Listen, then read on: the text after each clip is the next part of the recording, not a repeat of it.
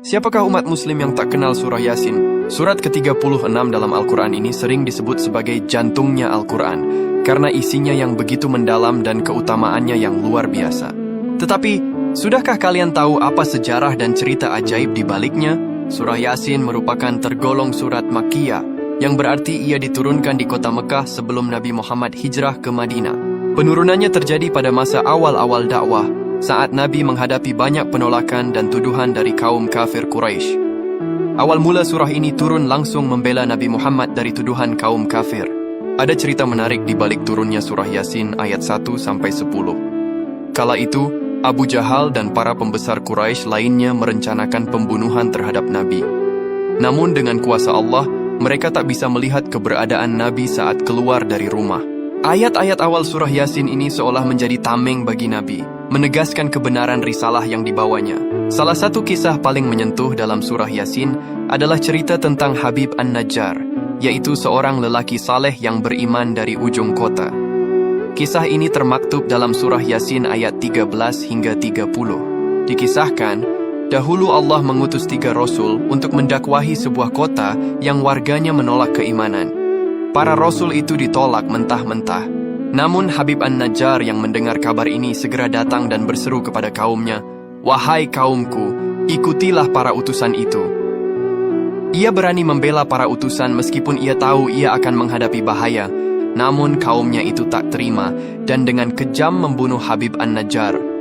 Ajaibnya, setelah meninggal, ia langsung masuk surga dan berkata, "Alangkah baiknya jika kaumku mengetahui sebab Tuhanku memberi ampun kepadaku dan menjadikan aku termasuk orang-orang yang dimuliakan." Kisah ini menunjukkan betapa besar ganjaran bagi mereka yang berani membela kebenaran.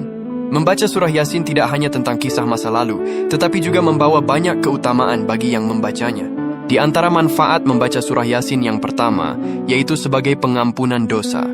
Dahulu Rasulullah pernah bersabda bahwa siapapun yang membaca surah Yasin karena mengharap pahala dari Allah, maka dosa-dosanya akan diampuni.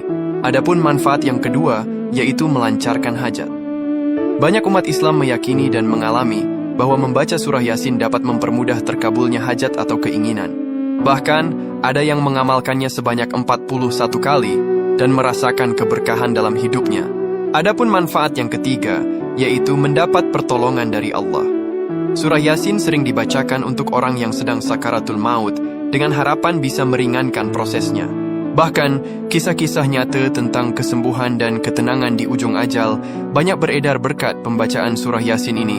Adapun manfaat yang keempat yaitu mendatangkan ketenangan. Siapakah umat muslim yang tak kenal surah Yasin? Surat ke-36 dalam Al-Quran ini sering disebut sebagai jantungnya Al-Quran, karena isinya yang begitu mendalam dan keutamaannya yang luar biasa. Tetapi, sudahkah kalian tahu apa sejarah dan cerita ajaib di baliknya? Surah Yasin merupakan tergolong surat Makkiyah, yang berarti ia diturunkan di kota Mekah sebelum Nabi Muhammad hijrah ke Madinah. Penurunannya terjadi pada masa awal-awal dakwah, saat Nabi menghadapi banyak penolakan dan tuduhan dari kaum kafir Quraisy. Awal mula surah ini turun langsung membela Nabi Muhammad dari tuduhan kaum kafir. Ada cerita menarik di balik turunnya surah Yasin ayat 1-10. Kala itu, Abu Jahal dan para pembesar Quraisy lainnya merencanakan pembunuhan terhadap Nabi. Namun dengan kuasa Allah, mereka tak bisa melihat keberadaan Nabi saat keluar dari rumah. Ayat-ayat awal surah Yasin ini seolah menjadi tameng bagi Nabi, menegaskan kebenaran risalah yang dibawanya.